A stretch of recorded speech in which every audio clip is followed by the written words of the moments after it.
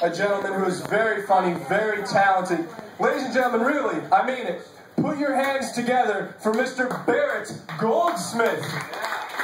Yay! Thank you guys for coming out. Give it up for all the comics you've seen so far that I haven't seen, so I don't know really like that. Yeah, I just got back from Australia. I took a cruise to New Zealand, flew out of Australia. I would learn one thing about Australian people. They have the least attractive accent of anybody on the planet. Like, anything they say just sounds dirty. Like, actually, I heard, we were walking in Sydney, and there was a street performer who's like a contortionist, and she was wearing like bicycle shorts, like spandex, and she put her legs behind her head, and she said, "If I farted right now, I'd take off." I was like, have you even taken physics? Because her butt was facing up. She would have gone, oh. That's the biggest problem I had with that she said to children and families and grandparents. So I'm fascinated by accents. I think it's interesting on the news that things sound really a lot more serious and tragic if they're said in an English accent.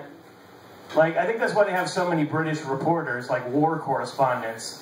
Guys like, "Yes, I am here in this rebel-held town in Syria where government forces are just indiscriminately shelling homes and schools and hospitals. Casualties are absolutely staggering." If you have an American guy do that, it would just be like, "Oh man, they are dropping like flies in this bitch." Yeah, there's like all these explosions just blowing up like, so this one guy is just walking down the street like, doo-doo-doo, boom, sniper right in the head. It's like that one level in Goldeneye, you know, where you're like trying to shoot that Russian guy like, pew, pew. Back to you, Wolf. Other thing you can do in that accent is just say really mean and insulting things, and it's cool. Like, if you watch a British soccer telecast, the commentators just shit on the players and get really personal and nobody cares. Like, that was a terrible miss. He has very few redeeming qualities as a player or a person. He's a disgrace, really, to himself, to his family, and to the human race at large. God is actually regretting having created him this malignant tumor of a man. What do you think, Andy? Oh, he's a fucking cunt. So there you have it, folks. The score remains 1-0 here in the 6 to 8-year-old division of the Pasadena Youth League. I was at a family reunion in Tyler recently, and my brother and I were bored, so we decided we were going to make a prank call, because why not? We were drunk. I decided I was going to call the local animal control office and report mythical creatures. Like, because they're used to hearing about, like, you know, dogs and, like, coyotes or whatever, like raccoons overturning their garbage. But if you call and report a griffin, like, they have no idea how to process it. They don't know how to respond. Like, yeah, I'm looking out here in my pasture, and there is a creature that is half lion, half eagle, and 100% not welcome on my property. Also, I think my neighbor's dog is an Islam.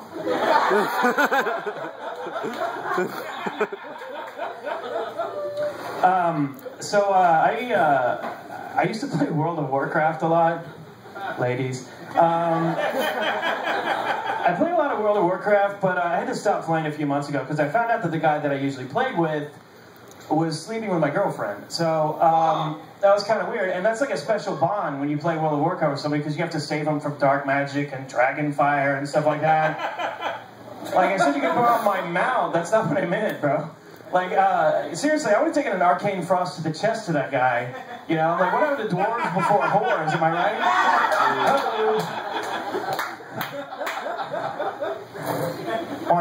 Okay, that's dumb.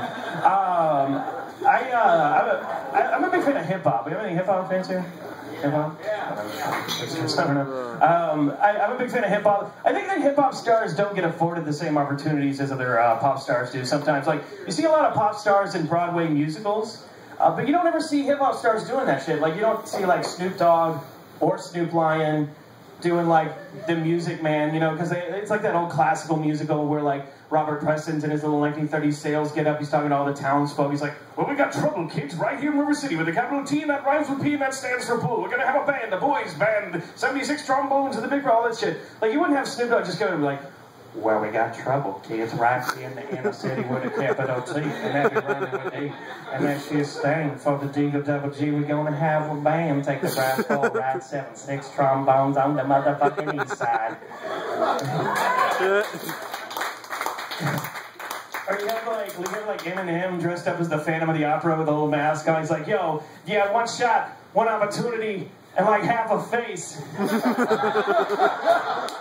Would you sing about it like a little faggot?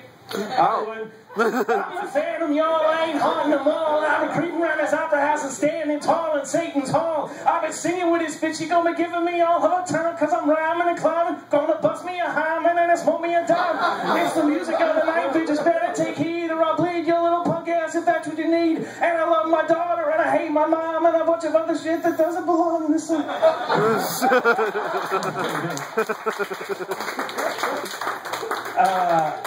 I have a lot of what you would call white guilt. And I think it stems from when I was in high school and I was in choir, and I had to get up in front of the entire school and all the parents and sing a Negro spiritual. That's the actual name of the genre, which I think is very offensive. Almost as offensive, it transpires, as watching a 16-year-old middle-class white kid try to sing one. You know, I mean, it's about longing and passion and everything. It's really earthy, it's supposed to be about escaping and everything. I sounded like I was trying to escape from a castle in a Disney movie. Like I'm a prince trying to get away from the king or whatever, this life I've been living ain't no life for me. But the Lord gonna come, he gonna set me free.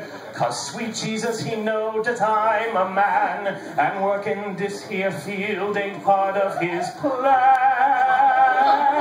I wanna board that northbound train.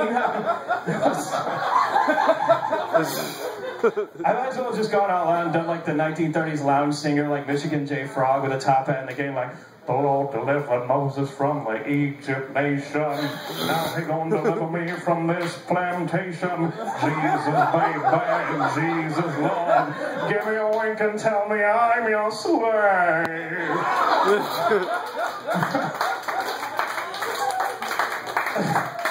I was a big fan of Disney movies growing up. My favorite was Aladdin. I really liked Aladdin a lot. I saw it a few months ago, and it really bothered me. This is what bothered me. The kingdom of Agrabah, which is in North Africa in the Middle Ages, is very lax on Islamic law. I mean, I don't mean full-on Sharia or anything, but maybe just a little more restrictions on the ladies, you know what I mean? It should be I can show you a school, let you drive a car, hold your hand in public and show you what it's like to vote. Or it's just dance around one step ahead of the bright line. This joke doesn't have a punchline.